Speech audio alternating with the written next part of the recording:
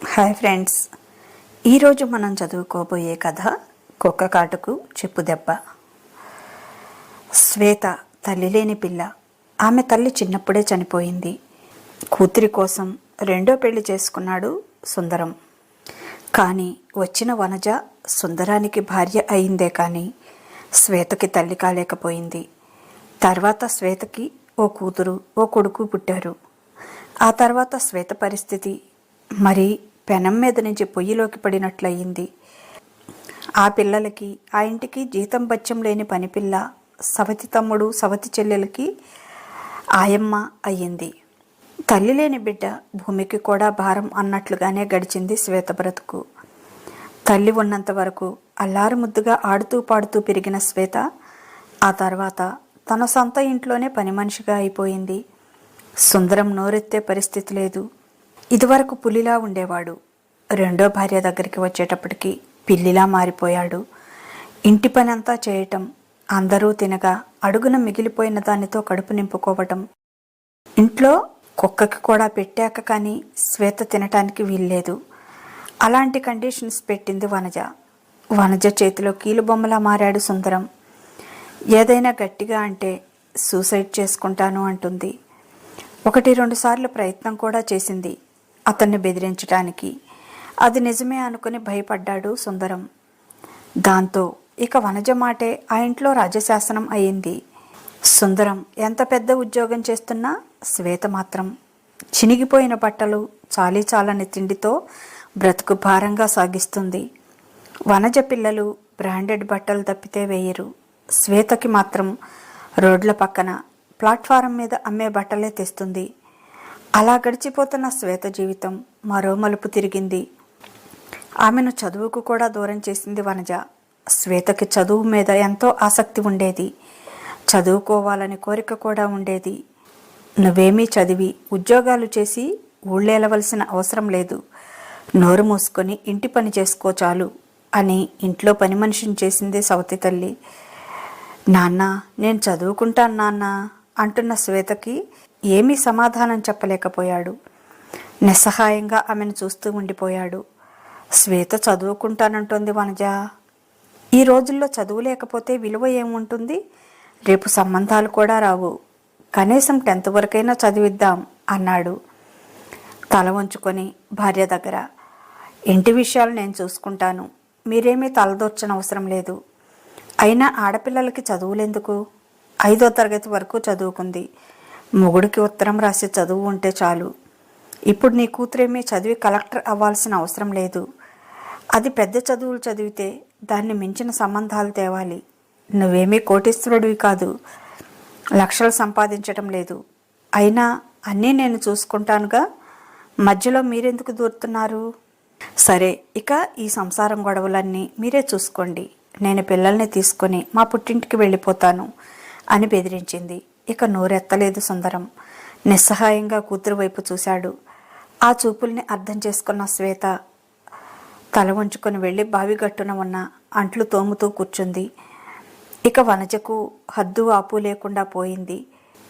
శ్వేత కూర్చున్నా నుంచున్నా తప్పే అన్నట్లు ప్రతిదానికి కొడుతూ తిడుతూ ఆమెను వేధిస్తూ ఒక రకమైన సైకో ఆనందం పొందేది. తండ్రి చేతకానితనం వల్ల నిరాదరణ పాలైన శ్వేత జీవితం సవతి తల్లి చిత్రహింసలు, సవతి సోదరుల వేధింపులు మధ్య దినదిన గండంగా గడిచిపోతూ ఉంటుంది. అలాగే శ్వేతకి 21 సంవత్సరాలు దాటిపోయాయి. సుందరం ఆమెకు సంబంధాలు చూడటం మొదలుపెట్టాడు. మంచి పనిమంతురాలు, చక్కని చుక్క. కానీ చదువు లేకపోవటంతో సంబంధాలు రావటం లేదు. ఆమెకు పెళ్లి చేయటం వనజకి ఇష్టం కూడా లేదు. శ్వేత పెళ్లి చేసుకుని అత్తవారింటికి వెళ్ళిపోతే ఇంట్లో పనంతా ఎవరు చేస్తారు? తన వల్ల కాదు. తనకి స్నేహితులతో క్లబ్బులకి తిరగటం, పేకాటాడటం, మహిళా మండలి సేవా కార్యక్రమాలు అంటూ ఓళ్ల మీద తిరగటం ఇవే సరిపోతాయి. వనజ ఇంటి పట్టున లేకున్నా కూడా శ్వేత ఇంటిని పిల్లల్ని చక్కగా తీర్చిదిద్దుతుంది. శ్వేత వెళ్తే ఇదంతా ఎవరు చేస్తారు? పైగా కట్నం అని, కానుకలని, పెళ్ళని, పేరెంటం అని బోల్డంత డబ్బు తగలేయాల్సి వస్తుంది. అదొక దండగా అనుకుంది వనజ. అందుకే ఎవడో చదువు సంజ లేని వాడిని, దిక్కులేని వాడిని చూసి ఖర్చు లేకుండా గుళ్ళో పెళ్లి చేసి వాడిని కూడా ఇంట్లోనే ఉంచుకుంటే ఇద్దరూ తమకు చాకరీ చేస్తూ ఇల్లు చూసుకుంటూ ఉంటారు అనేది వనజ ఆలోచన. ఆమె ఆ ప్రయత్నాల్లో ఉంది. ఒకరోజు అనుకోకుండా సుందరం బాల్య స్నేహితుడు ఆ ఊరు ఏదో పెళ్లికి వచ్చి సుందరాన్ని చూసి చాలా కాలం అవుతుందని అతని ఇంటికి వచ్చాడు. ఆ టైంలో సుందరం ఆఫీస్కి వెళ్ళాడు. వనజ మహిళా మండలి మీటింగ్ ఉందంటూ వెళ్ళింది. పిల్లలు కాలేజీకి స్కూల్కి వెళ్ళిపోయారు. ఇంట్లో శ్వేత ఒక్కటే ఉంది. కాలింగ్ బెల్ మోగ్గానే తలుపు తీసిన మహాలక్ష్మి లాంటి శ్వేతని చూడగానే, అమ్మా, సుందరం గారి ఇల్లేనా ఇది అని అడిగాడు. అవునండి, ఆయన మా నాన్నగారు, ఆఫీస్కి వెళ్ళారు, మీరు లోపలికి రండి అని కూర్చోబెట్టి మంచినీళ్ళిచ్చి కాఫీ ఇచ్చి మర్యాదలు చేసింది. ఆమె రూపవతి, గుణవతి, మంచి పనిమంతురాలు అని అర్థమైంది శ్రీనివాస్ గారికి. ఏం చదువుకున్నావు తల్లి అని అడిగాడాయన. ఆ మాటకి శ్వేత మొహం నల్లగా మాడిపోయింది, దిగులుతో నిండిపోయింది. నేను పెద్దగా చదువుకోలేదండి, 5వ తరగతితోనే ఆపేశాను అని చెప్పింది చిన్నగా. ఆశ్చర్యపోయాడు శ్రీనివాస్. ఈ రోజుల్లో కూడా పిల్లల్ని చదివించిన వాళ్ళు ఉంటారా? ఈమె సుందరం పెద్ద భార్య కూతురు అనుకున్నాడు. శ్రీనివాస్కి తెలుసు, సుందరానికి పెళ్ళై ఒక కూతురు పుట్టాక భార్య చనిపోయిందని, రెండో పెళ్లి చేసుకున్నాడని. సుందరం పెద్ద భార్య కూడా శ్రీనివాస్కి పరిచయమే. అప్పట్లో ఊర్లోనే ఉండేవాడు. వాళ్ళ పెళ్ళి అయినప్పుడు కూడా ఇక్కడే ఉన్నాడు. అన్నయ్య అంటూ ఆప్యాయంగా పలకరించేది. తర్వాత 2-3 సంవత్సరాలకి వేరే సిటీకి వెళ్ళిపోయాడు. ఆ తర్వాత రావటం కుదరలేదు. వచ్చినా సుందరాన్ని కలవటం కుదరలేదు. శ్వేతని కూడా చిన్నప్పుడెప్పుడో చూశాడు. అచ్చు వాళ్ళ అమ్మ పోలికే, అదే నిదానం, మంచితనం కూడా వచ్చినట్లుంది అనుకుంటూ కాసేపు కూర్చుని వద్దంటున్నా ఆమె పెట్టిన పకోడీ స్వీటు తిని టీ తాగి వెళ్ళాడు. ఆమె గమనించనప్పుడు ఆమె ఫోటోని తీసుకున్నాడు తన ఫోన్లో. అది భార్యకి కొడుకుకి చూపించి ఆమెను తన ఇంటి కోడలుగా చేసుకోవాలనే తన అభిప్రాయం చెప్పాడు. అమ్మాయిని చూడగానే సరే అన్నారు వాళ్ళు ఇద్దరు. కానీ చదువులేదు అనేటప్పటికి వెనకాడారు. ఏం పర్వాలేదు, ఇప్పుడు చదువుకున్న కోడలు వచ్చినా మనమేమీ ఉద్యోగాలు చేపించం, ఆ అవసరం కూడా లేదు మనకి. పెద్ద పెద్ద బిజినెస్లు ఉన్నాయి, అవన్నీ నా తర్వాత నా కొడుక్కే చెందుతాయి. కనుక నా కోడలేమీ బయటకు వెళ్ళి ఉద్యోగాలు చేయదు. ఇక చదువుతో పనేముంది? అమ్మాయి ఏం మరీ నిరక్షరాస్యురాలు కాదు, అసలుకి చదువంటూ వచ్చు. పిల్ల కుందనపు బొమ్మ, సంస్కారం కలిగిన అమ్మాయి, మంచి పనిమంతురాలు, పెద్దలను గౌరవించే గుణం ఉంది, భర్తను ప్రేమగా చూసుకుంటుంది. ఇంతకంటే ఆడదానిలో మంచి లక్షణాలు ఏముంటాయి? అందుకే ఆమెనే కోడలు అని నేను నిర్ణయించుకున్నాను అన్నాడు శ్రీనివాస్ గారు. అమ్మాయిని చూడగానే చాలా అందంగా ఉండటంతో సరే నాన్నగారు, మీ ఇష్టం అన్నాడు ఆనంద్. వెంటనే శ్రీనివాస్ సుందరానికి ఫోన్ చేసి విషయం మొత్తం చెప్పాడు. నీ కూతుర్ని నా ఇంటి కోడలుగా చేసుకోవాలనుకుంటున్నాను, నీ అభిప్రాయం ఏమిటి అని అడిగాడు. అంతకంటే ఇంకేం కావాలి అని సంతోషపడ్డాడు సుందరం. వనజ నసుగుడు పట్టించుకోలేదు ఆ విషయంలో. అంత మంచి సంబంధం శ్వేతకి వస్తున్నందుకు లోపలే కుళ్ళుకుంది, ఈర్ష్యపడింది వనజ. ఆనంద్కి శ్వేతకి ఘనంగా పెళ్లి జరిపించారు శ్రీనివాస్ గారు. ఆయన ఊహించినట్లుగానే వనజ అంటి ముట్టనట్లుగా వ్యవహరించింది. మగపెళ్లి వారికి జరగాల్సిన మర్యాదలే చేయలేదు. బంగారు బొమ్మలాంటి శ్వేత తమ ఇంటికి కోడలుగా వస్తున్నందుకు సంతోషంతో అలాంటి వాటిని లెక్క చేయలేదు శ్రీనివాస్ గారు.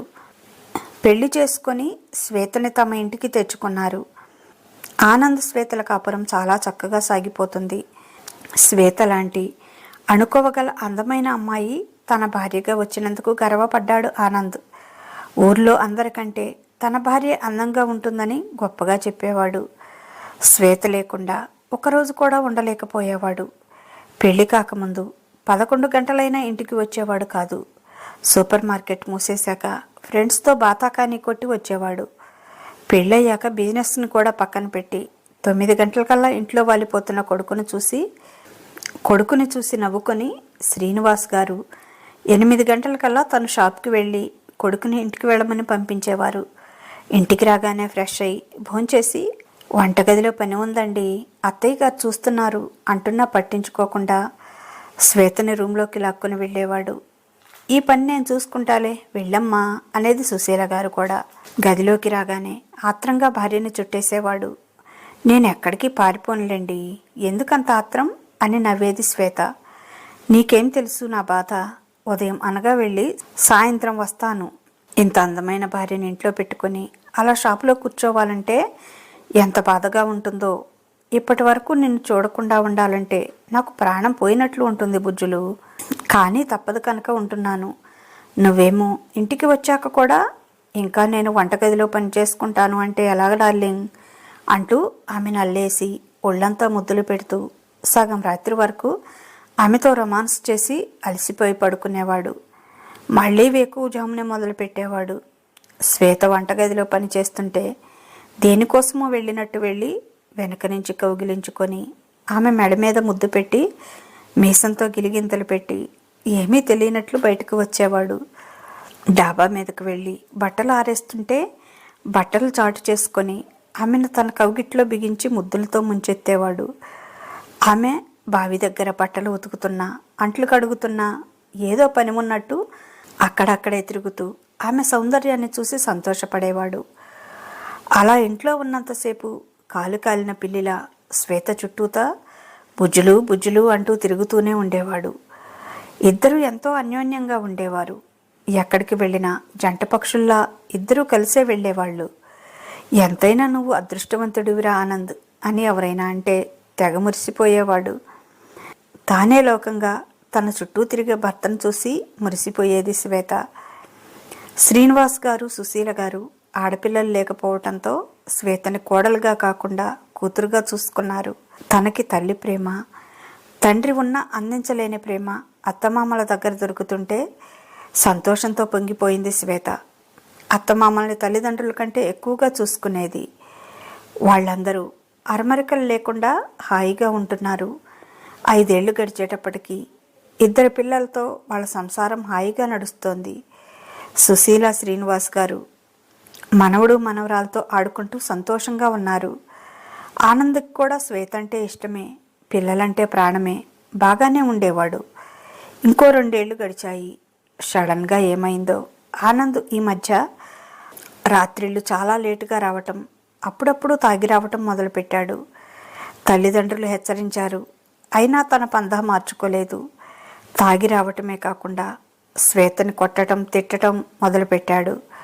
శ్రీనివాస్ బయట ఎంక్వైరీ చేయగా ఆనంద్ బయట ఎవరో ఒక అమ్మాయితో తిరుగుతున్నాడని తెలిసింది.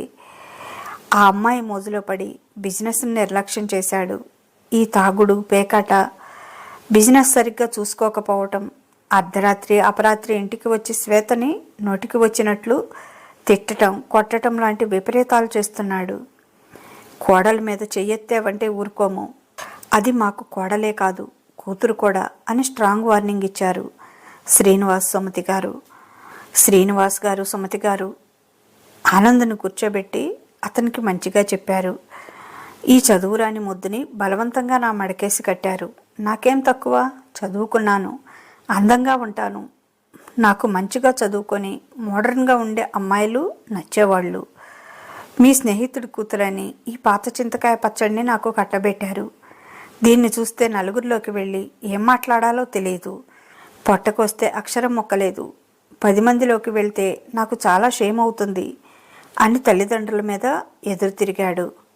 ఓహో, ఆ విషయం నీకు పెళ్ళైన 7 సంవత్సరాల తర్వాత ఇప్పుడు గుర్తుకొచ్చిందా? ఈ చదువురాని మొద్దునే నిమిషం కూడా వదిలిపెట్టకుండా దాని చుట్టూతూ తిరిగేవాడివి కదా. నా బుజ్జిని చూసి అందరూ నేను అదృష్టవంతుడిని అంటున్నారు అని తెగ పొంగిపోయేవాడివి కదా. సడన్గా 7 సంవత్సరాల తర్వాత ఇప్పుడు జ్ఞానోదయం అయిందా అన్నాడు శ్రీనివాసరావు గారు. నువ్వు బయట ఏం పిచ్చి వేషాలు వేస్తున్నావో నాకు తెలియదు అనుకుంటున్నావా? ఇంకొకసారి నువ్వు వెధవ వేషాలు వేసి తాగి ఇంటికి రావటం, నా కోడల్ని కొట్టడం చేస్తే నీ చేతులు విరగ్గొడతాను, ఇంట్లోంచి బయటికి నెట్టేస్తాను. కొడుకువి అని కూడా చూడను. నాకు నువ్వెంతో నా ఇంటికి వారసుని ఇచ్చిన నా కోడలు కూడా అంతే. నా కోడలు కూడా అంతకంటే ఎక్కువే. పిచ్చి పిచ్చి వేషాలు వేయకు అని స్ట్రాంగ్ వార్నింగ్ ఇచ్చాడు. వాళ్లకు తెలియకుండా రూమ్లోకి వెళ్ళాక ఆమెను హింసించడం మొదలుపెట్టాడు. మాటలతో, చేతలతో కూడా. శ్వేతకి ఏం చేయాలో అర్థం కాలేదు. తన రాత మళ్ళీ ఇలా తిరగబడినందుకు ఏడుస్తూ కూర్చుంది. పుట్టింటికి వెళ్తే తనకి ఓ ముద్ద పెట్టేవాళ్ళు కూడా లేరు. తనకా చదువు లేదు. 2 పిల్లలు, వాళ్ళనేం చెయ్యాలి, నేనేం కావాలి అని దిగులు వేసుకొని తిండి తినకుండా చిక్కి శల్యమైపోతుంది రోజురోజుకి. దిగులుతో కళ్ళ కింద నల్లచారలు వచ్చేశాయి. నీకు మేమున్నాం తల్లి, భయపడకు అని ధైర్యం చెప్పారు అత్తామామ. ఎవరు ఉన్నా భర్త తర్వాతే కదా. ఎవరైనా అసలు మొదటగా భార్యకి సపోర్టుగా భార్య వెంట ఉండవలసిన వాడు భర్త మాత్రమే కదా. అతనే ఇలా మాట్లాడుతుంటే ఏం చేయను అర్థం కాక కంటికి మంటికి ఏకధారగా ఏడుస్తూ ఉండేది శ్వేత. కొన్నాళ్ళు పోయాక, నాకు ఈమెతో సరిపడదు, నేను శ్వేతకు విడాకులిచ్చి వేరే చదువుకున్న మంచి అమ్మాయిని పెళ్లి చేసుకుంటాను అని మొదలుపెట్టాడు. విడాకులు ఇవ్వమని శ్వేతని పీడించసాగాడు. రోజురోజుకి ఆనంద్ వేధింపులు ఎక్కువైపోయాయి. చివరికి మరీ తెగించి ఆ అమ్మాయిని ఇంటికి తీసుకువచ్చి, ఇదిగో ఈ అమ్మాయి నేను చేసుకోబోయే అమ్మాయి అని చూపిస్తుంటే ఏం చేయాలో అర్థం కాక తల కొట్టుకొని బాధపడ్డారు పెద్దవాళ్ళు 2. దాంతో శ్వేత గుండె 1000 ముక్కలైపోయింది. ఇంట్లోనే వేరే గదిలో సరోజతో కాపురం పెట్టాడు. తాను సరోజతో ఉంటే శ్వేత వెళ్ళిపోతుంది. తల్లిదండ్రులు వయసు అయిపోయింది కనుక కుక్కిని పేనుల్లా తన కాళ్ల కింద పడి ఉంటారు అనుకున్నాడు. శ్రీనివాస్ గారు, సుశీల గారు ఆలోచించారు. చివరిసారిగా కొడుక్కి ఎంతో చెప్పి చూశారు. అది ఆ కొవ్వు పట్టిన గాడిద వీళ్ళ మాట ఎందుకు వింటాడు? వెంటనే ఓ నిర్ణయానికి వచ్చారు. వాళ్ళు చేయాలనుకున్నది కామ్గా చేసేశారు. మరుసటి రోజు అందరినీ పిలిచి అందరి సమక్షంలో ఆ ఊరి గుడిలో శ్వేతని తమ కూతురుగా దత్తత తీసుకున్నారు. అంతేకాదు, లాయర్ దగ్గరికి వెళ్ళి ఇప్పుడు ఉన్న ఆస్తంతా తన స్వార్జితం కాబట్టి అది మొత్తం తన దత్తపుత్రికైన శ్వేతకి చెందేటట్లుగా రాతకోతలు పూర్తి చేశారు. ఇక తన తండ్రి నుంచి తనకి సంక్రమించిన ఎకరం భూమి, పల్లెటూరులో ఉన్న పడిపోయిన పెంకుటిళ్ళు మాత్రం తన కొడుకుకి వదిలేశారు. ఆ మరుసటి రోజే తమ సామాన్లన్నీ తీసుకొని అక్కడికి కిలోమీటర్ దూరంలో ఉన్న తమ మరో ఇంటికి షిఫ్ట్ అయ్యారు. ఇక సామ్రాజ్యం అంతా తనదే అనుకున్నారు ఆనంద్, సరోజ. మందు, బిర్యానీ తెచ్చుకొని పార్టీ చేసుకున్నారిద్దరు. ఆ తెల్లవారే ఏదో రిజిస్టర్ పోస్టు రావటంతో ఏంటో అని తీసి చూశాడు ఆనంద్. అంతే, బిక్క చచ్చిపోయి తల గిర్రన తిరుగుతుంటే సోఫాలో కూలబడిపోయాడు. ఏమైంది డార్లింగ్? ఏంటి, మనకెవరైనా ఓ 10 కోట్లు ఇస్తున్నారా? అలా అయిపోయావు, మనకింకా ఏమైనా ఆస్తి కలిసి వస్తుందా అని సంబరపడుతూ ఆ పేపర్స్ తీసుకొని చూసి దబ్బమన్న సౌండ్తో తను కూడా కూలబడిపోయింది.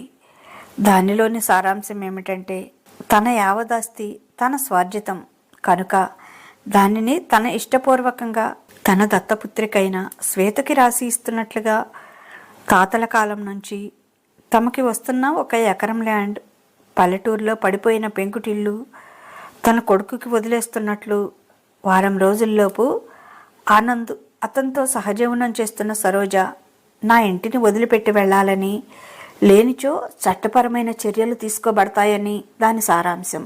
అదేంటి ఆనంద్, ఆ ముసలాడు అలా ఎలా చేస్తాడు? నువ్వు వెంటనే కోర్టులో కేసు వేయి. నువ్వు ఆయన కన్న కొడుకువి, ఆయన ఆస్తి మీద నీకే హక్కు ఉంటుంది అని రెచ్చగొట్టింది సరోజ. ఆనందం తీసుకొని లాయర్ దగ్గరికి వెళ్ళింది. శ్రీనివాస్, సుశీల, శ్వేత మీద కేసు వేయటానికి. లాయర్ గారు శ్రీనివాస్ గారు పంపించిన నోటీస్ చూసి, ఈ ఆస్తంతా మీ నాన్నగారి స్వార్జితమా అని అడిగాడు. అవును లాయర్ గారు, అదంతా మా నాన్నగారి స్వార్జితమే అన్నాడు. ఆయన ఇప్పుడు ఆస్తంతా నా భార్యని దత్తత తీసుకొని ఆమె పేరుతో రాశాడు. ఇదెక్కడి న్యాయం? కన్న కొడుకుని నేను ఉండగా అలా ఎలా చేస్తారు?